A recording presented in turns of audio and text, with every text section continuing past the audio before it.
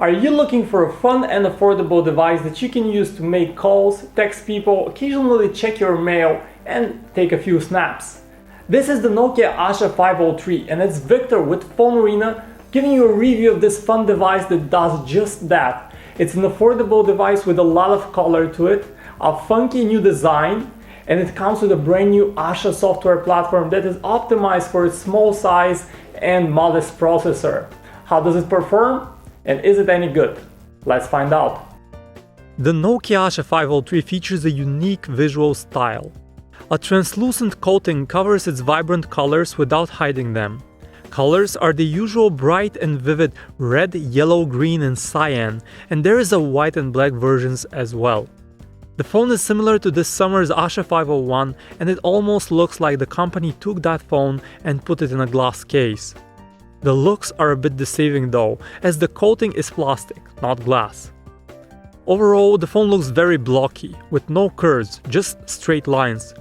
It's a chubby little thing, but also very compact, so that it fits easily in pockets and is easy to use with a single hand. The Asha 503 features a single capacitive back button right below the display, and it works in a predictable and consistent way, bringing you back one step at a time. The handset also features a very clicky and easy to press lock key and volume rocker, fittingly positioned on the right. There's also a micro USB port and 3.5mm headset jack on top, and the loudspeaker is on its back.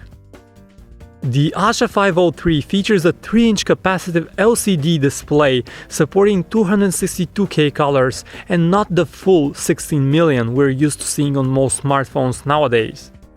This makes color transitions less smooth, and with a very low resolution of 240 by 320 pixels, images look pixelized, not sharp.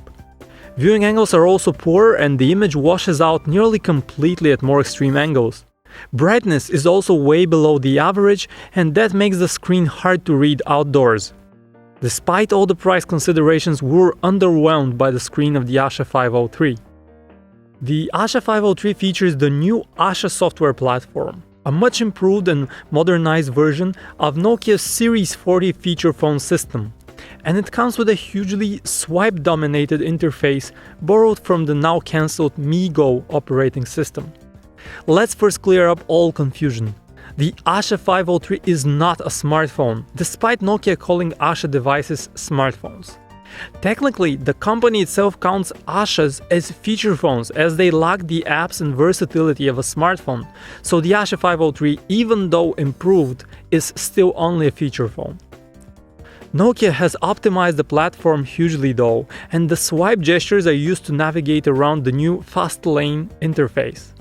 Swiping from the top brings a notification drop-down with quick toggles, and there is a contextual swipe from the bottom that works in most apps, bringing up relevant options for that particular application. Nokia also uses its glance screen feature, so you can see the time straight from the lock screen. While the earlier released Asha 501 impressed and surprised us with its extremely smooth performance, the 503 sadly is not all that lag-free, and there is an occasional slowdown and stutter. Also, the limitations of feature phones like the Asha 503 are particularly frustrating in this day and age. Instead of full-fledged apps, you get very basic Java-based applications that are hugely limited. A simple sync of your contacts to the cloud is impossible, and language support is trimmed down to just a few languages. Nokia has tried to compensate and actually offers a free Here Maps as a download. It's a nice touch as it comes with navigational directions and a nice search option, but still it's a bit on the slow side and falls short when compared to similar solutions on smartphones. Despite being a tiny device, the 3-inch Asha 503 has a very snappy and convenient on-screen keyboard that we typed on surprisingly accurately. It's a full QWERTY keyboard, even in portrait mode, and it's a joy for texters. The Asha 503 looks like a hugely underpowered device compared to even the cheapest smartphones. Unfortunately, even though the Asha software platform is optimized for such devices, it still feels slow.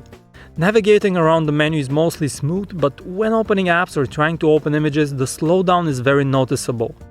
Speaking of actual hardware, Nokia does not release any details about the processor, but all chances are we're looking at a 1GHz single-core ARM11 based processor. The Asha 503 features 128MB of RAM, double what the Asha 501, but still that's 4 times less than most Android competitors at this price point. There's no point in discussing gaming on this device. It only supports very basic Java games with a maximum size of 5MB, way too insufficient for a quality gaming experience. Casual gamers and kids though will find some decent titles to kill time. The handset comes with around 170MB of user-available internal storage, which is a very small allowance. Luckily, it can be expanded via microSD cards of up to 32GB, and the phone ships with a 4GB card in the box.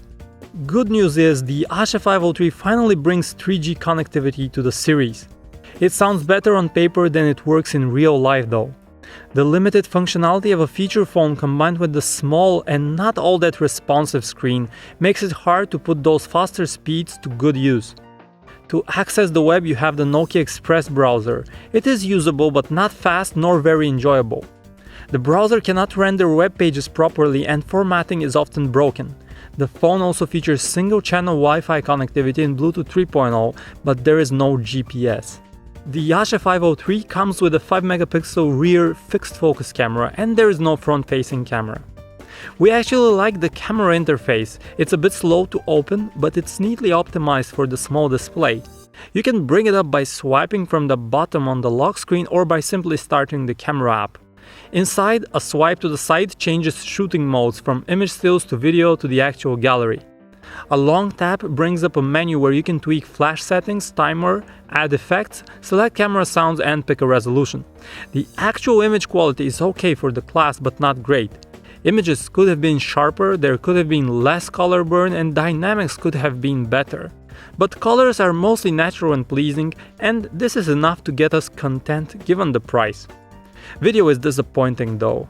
The phone captures 480p footage, but recordings are skippy with a poor frame rate of around 17 frames per second, and the footage lacks detail and looks blurry. Moreover, recordings come with an annoying, almost constant crackling sound. Despite being a tiny 3-inch phone, the Asha 503 could still be used to playback video, and we were pleasantly surprised that it supported all common formats and video codecs right out the gate. We played back files at the native 240 by 320 pixel resolution and there was no stutter. With a microSD card and a basic music player, you can definitely load up your music collection and listen on the go. We like the fact that headphones are bundled in the box and that they match the color of the phone, but the sound quality is nothing to write home about, as music sounds very tinny, lacking any depth. The image gallery is a very basic app that has no integration with social services. Unfortunately, it is very slow to load images, even those 5MP shots that you took on this handset. We are fairly happy with call quality on the Asha 503. It features a single microphone, but our callers reporting it sounding clear enough and loud, and they could easily recognize the natural tone of our voice. On our end of the line, in the earpiece, voices are a bit too quiet. Not so much for this to be a problem indoors, but talking outside in a busy spot, or for those working at a loud construction site for instance, it might be an issue. The Asha 503 comes with a 1200 mAh battery, but while the size has not changed from the preceding Asha 501, the actual longevity has actually dropped down a bit to the average 12 hours on 2G and the low 4.5 hours on 3G. In our few days with the phone, though, we averaged nearly 3 days between charges, which is still sufficiently more than what we get on most smartphones. We have to say that we like some things about this little Asha 503.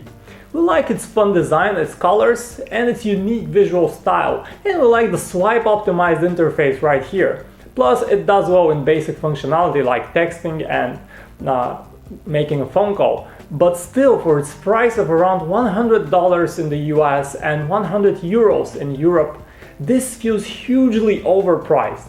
For the same price or even less, you can get an Android smartphone with a much larger display, a much better display, a dual-core processor, and many more apps and features that are not available on the Asha 503.